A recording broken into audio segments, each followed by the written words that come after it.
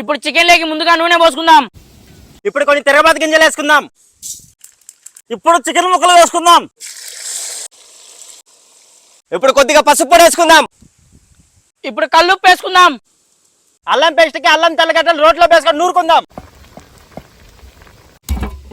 ఇప్పుడు అల్లం తెల్లగడ్డ పేస్ట్ వేసుకుందాం. ఇప్పుడు ధనియాల పొడి వేసుకుందాం. ఇప్పుడు కారపొడి వేసుకుందాం. ఇప్పుడు గరం మసాలా వేసుకుందాం. ఇప్పుడు చికెన్ మసాలా వేసుకుందాం.